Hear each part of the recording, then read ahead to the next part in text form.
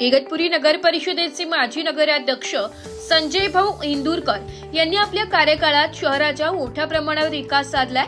रस्त्यांचे जाळे, पाणी पुरवठा व्यवस्था, स्वच्छता, सार्वजनिक सुविधा विकास अशा अनेक महत्त्वाच्या प्रकल्पांवर त्यांनी कामे केली आहे। इगतपुरीचा चेहरा बदलण्यात त्यांचा मोलाचा वाटा राहिलाय। तथापि काही विकास कामे अपूर्ण राहिली। शहरातील पाण्याचा प्रश्न, काही रस्त्यांच्या सुस्थितीकरणाचे काम, मूलभूत सुविधा यांसारख्या प्रलंबित मुद्द्यांना वेग देण्यासाठी त्यांनी पुढाकार घेतलाय। अनेकदा निधी अभावी कामे अडथळ्यात आली आहे, तरीही इगतपुरीच्या सर्वांगीण प्रगतीसाठी प्रयत्न थांबू दिले नाही। याच विकास दृष्टिकोनातून संजय भाऊ इंदुरकर यांनी अलीकडेच भारतीय जनता पक्षात प्रवेश केलाय। पक्षाच्या माध्यमातून अधिक निधी, शासकीय योजना आणि तांत्रिक सहकार्य मिळेल, ज्यामुळे इगतपुरीचा विकास वेगाने पुढे नेणे शक्य होईल असा त्यांचा विश्वास आहे। पक्षप्रवेशानंतर त्यांनी इगतपुरीच्या जनतेसाठी, त्यांच्या अपेक्षांसाठी आणि शहराच्या उज्ज्वल भविष्यासाठी सर्वांना सोबत घेऊन काम करणार असल्याचा संकल्प व्यक्त केलाय। संजय भाऊच्या कामाची कीर्ती नाशिक जिल्ह्यापुरती मर्यादित नसून संपूर्ण महाराष्ट्रात पसरली आहे। त्यांच्या नेतृत्व गुणांवर, प्रामाणिक कामावर आणि विकासाभिमुख धोरणांवर लोकांचा प्रचंड विश्वास आहे। भारतीय जनता पक्षात प्रवेश केल्यानंतर इगतपुरीचा विकास अधिक गतीने होणार यात शंका नाही असा विश्वास नागरिकांनी व्यक्त केलाय।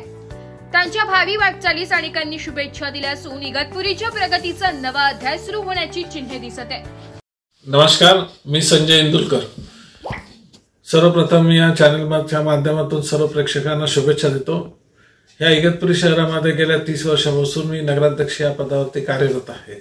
या 30 वर्षाच्या कालावधीमध्ये या इगतपुरीचा सर्वांगीण विकास करण्याकरता मी प्रयत्नाची पराकाष्ठा केली व त्याचाच परिणाम आज शहराची जो काही प्रगती दिसते आहे ती खऱ्या अर्थाने दिसत आहे।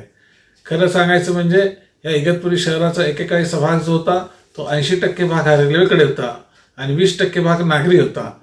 त्यानंतर मात्र परिस्थिती झपाट्याने बदलत गेली आणि नागरी भाग हा 80% झाला आणि आता केवळ 20% भाग हा रेल्वेच्या अधिपत्याखाली येतो।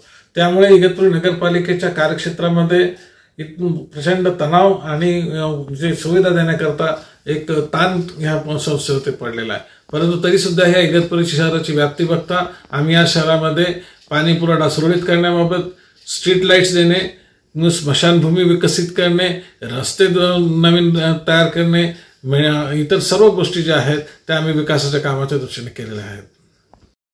ब्युरो रिपोर्ट, नाशिक लोक।